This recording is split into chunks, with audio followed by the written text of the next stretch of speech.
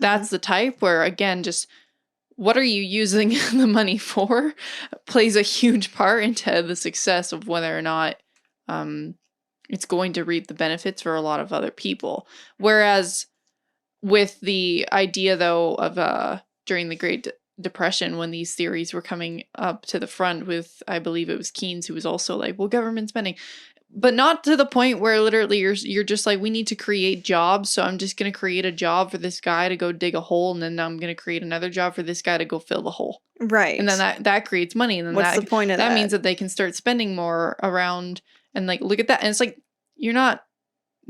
that's not a job worth earning anything. Like, No.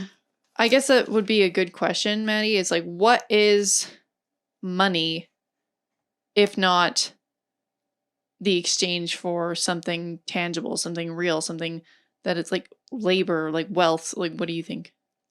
Yeah, well, when because you and I are reading Creature of Jekyll Island right now, and that's one of the first thing he does is try and define money, so you can agree upon it throughout the book, because some of even the Fed that he went through a whole scenario where this individual was trying to get the Fed to define what money was in legal tender, and they wouldn't, because the more abstract that the definition is, the harder, the easier it is for them to make up things and then manipulate it. But for money being an exchange medium, that's for one.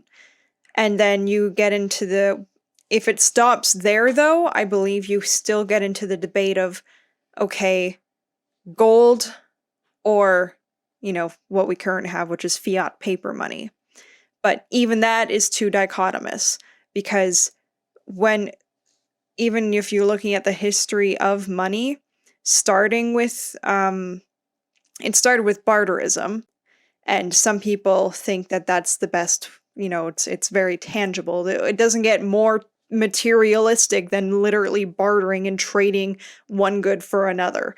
But that doesn't allow for the expansion, which is why the gold started coming in, and then gold coins. But then after gold coins came receipt money, which is like today's checks. So and so would get a piece of paper or a couple pieces of paper, and whatever gold that they had, the paper would represent, would say the exact value that they had, or a couple variations of, so they could hand out, instead of just one piece of paper saying I have 130,000 gold or whatever, I have 10 gold. This paper's for 10 of my gold in my vault somewhere. And that made things a bit easier for travel and trade, because then you're not lugging around your gold all the time, but you have this paper, and then if somebody ever needs it, they can go get it.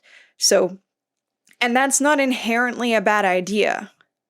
Receipt money, paper money, it makes things easier. So going for a dichotomy of it needs to be all gold back, or it's too limiting, which is why... Well, I think it was Martin Armstrong that was talking about the concept of money allows for flexibility. Yeah. And what that means is, no, you don't. If you're only working within a limited supply of, let's say, like, I think this was what you and Dad were talking about, Maddie, the other day, where it was like, I'm not sure whether or not it was G. Edward Griffin that was, or saying, like, advocating for this position, or defend or not, but it's like, gold, if you're producing gold, there's only so much of a limited amount, right? It takes time to get it out and into the system, right?